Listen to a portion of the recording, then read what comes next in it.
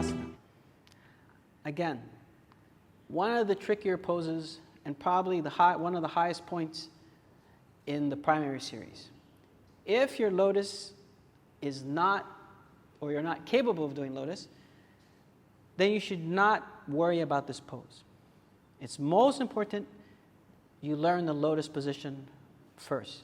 There's no substitute. A lot of times people will just cross their legs and grab the outside and consider that the pose. But that's not the pose, and we're not getting any benefit from that. We're not learning how to develop the lotus. So you always want to do the lotus first. When we do lotus, it's right foot and left foot on top. Now, if the lotus feels very tight, this is probably all you want to do. Okay. At best, you're working on holding the lotus. This pose will not happen any other way until the lotus feels comfortable. That'll be the biggest setback of this pose. Okay. We have the handy water. This is the only prop we use. Okay. When we go into the pose, we never try to stick our hand in between where the knee is and the calf is. It's just too tight. The area we want to get is more towards the crotch and more towards center. So when we stick the first hand in, it's always right hand first. As she pulls this foot back, that space will open up. And then she'll be able to come through. Okay. Then the second hand, again, next to the foot.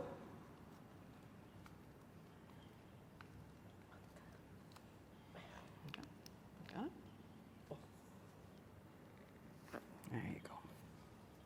Keep coming. Okay, good. Right. What we're looking for is the elbow to get all the way through. If the elbow's not all the way through, then this is the end of the pose. Ideally, we want the hands through and touching the face. But you notice that she's keeping the lotus in and she's maintaining balance. This is all you need to be able to do for Garbhapindasana. There's no more that's needed. The rest, as the lotus becomes softer, the hands will come through more. It's one pose that just takes a lot of time to get. The transition between Garbhapindasana and Kukutasana is the rocking. When we rock, we want the head to be down. When the shoulders touch the ground, we want the hips to be up. So she'll inhale first and exhale back. Inhale up and exhale back. Inhale up and exhale back. So we continue this for 5 breaths. Now if it takes you longer than 5 breaths, then just take longer than 5 breaths. When we get to the last one, exhale. Inhale, put your hands flat on the ground. And as we come up, we want to have an imaginary wall that she's going to try to look over. If her head stays down, her hips will just stay back, and we won't be able to come up. If she sticks her head out too far, she's going to be locked on the elbows, and there's a good chance she could fall forward. So we want to have an imaginary wall that she wants to look over. So look over my hand here, and look up. And there you go. And you breathe 5 breaths. That is Garbhapindasana and Kukutasana. Baddha Konasana.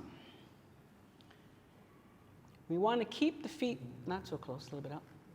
So we want to press the outside edge of the feet and have a little bit of space between the belly button and the heels. There's 2 versions of this. So the first one is we're going to sit up as straight as we can, bringing the belly button to center and flat back. We'll take 5 breaths there. After 5 breaths there, you'll inhale, and then you'll exhale and you'll curl, and you're trying to put your head all the way down by your feet. The big secret to this is keeping the outside edge of the feet pressing. The harder this edge presses, the more the hip will relax. So when you have your thumbs here, it's like you're reading a book. So even if she didn't go forward, if she just kept sitting up and kept turning her feet, you'll notice that the hips keep falling out. So controlling the outside edge of the feet and turning the toes toward you should create more softness, and you gently just lift and let the weight of your body take you down. Again, as an adjustment, it is not advisable to press down on people in the back. If you have to do this adjustment, then you want to keep your hands on the leg here, and you let them fall forward as much as possible. Try not to push down on the knees. Always just keep the hands here. As you become more familiar with the student, then maybe you can start to move your hands out. But again, this is why it's important to be in a class and be with the teacher who can recognize what your particular issues are. That is BADDHA KONASANA. UPAVISHTHA KONASANA and SUPTA KONASANA. UPAVISHTHA KONASANA, as we come through, we make the legs wide apart.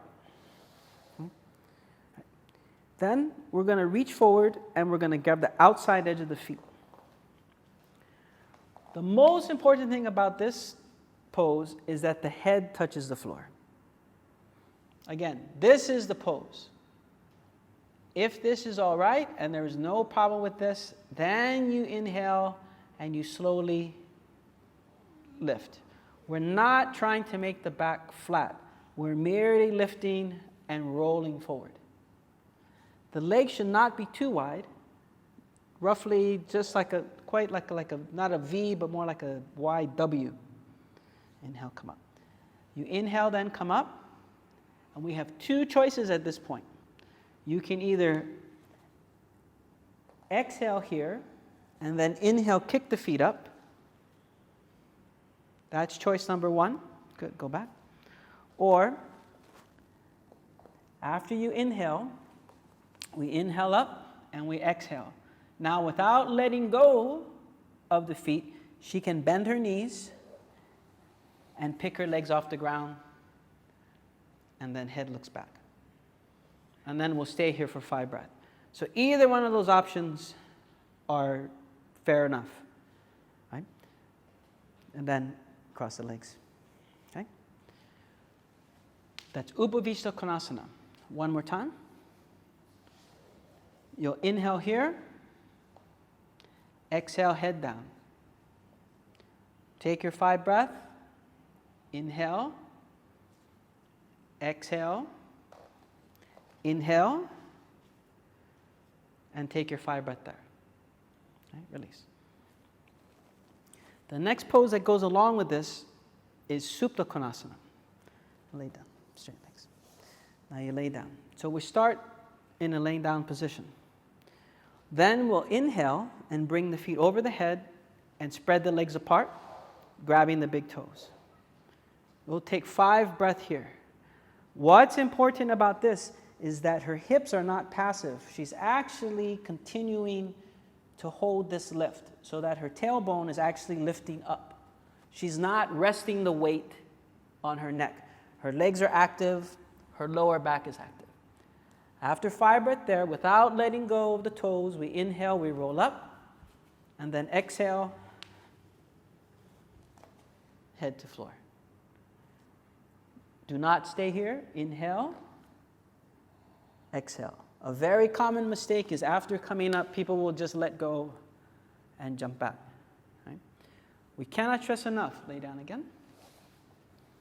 Feet over your head. Legs apart. It's this lift that makes all the difference in this. Keeping the legs strong. If she lets this come down first, there will be no chance to roll up. See? If the hips come down first, no chance. If the hips stay up and she holds this lifted, it's just like our rocking in our transition. Right? So that's UPAVISHTHA KONASANA and SUPTA KONASANA.